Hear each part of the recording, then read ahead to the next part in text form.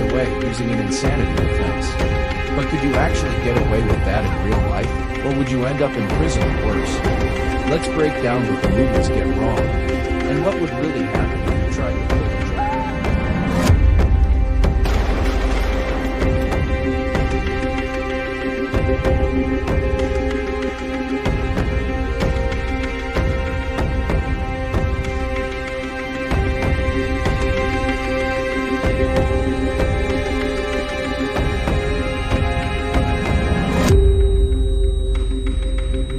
In Joker 2019, Arthur Fleck spirals into violence while battling serious mental illness.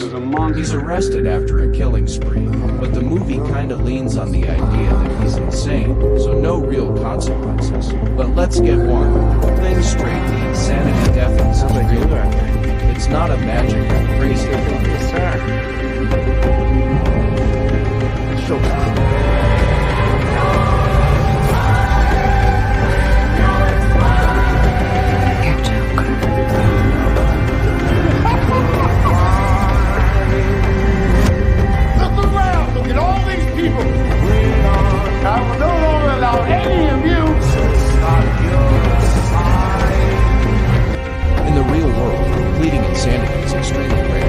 Like less than 1% of criminal cases even try it. Here's what it actually means.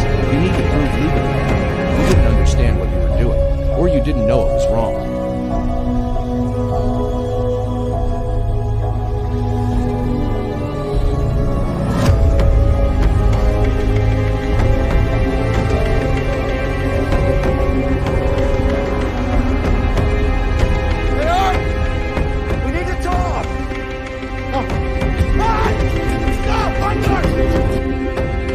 It's not just acting strange. We need psychiatric evaluations, expert testimony, mental health history, and even then, most judges and juries don't buy it. And if they do, you're not going home. You're going to a high-security mental institution, sometimes for decades.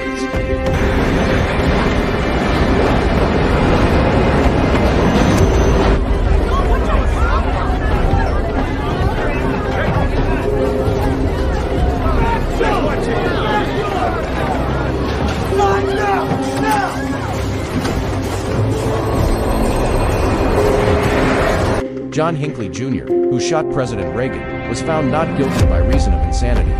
Public outrage was so massive, insanity laws were tightened across the country.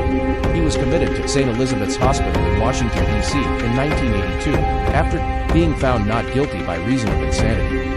In 2016, a federal judge ruled that Hinckley was no longer a danger to himself or others, and he was released from the hospital to live full-time with his mother under strict conditions.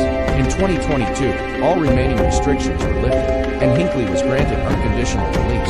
In total, Hinckley spent 40 years under legal confinement and supervision, 34 years in a psychiatric hospital, and 6 more under strict conditional release before being fully free.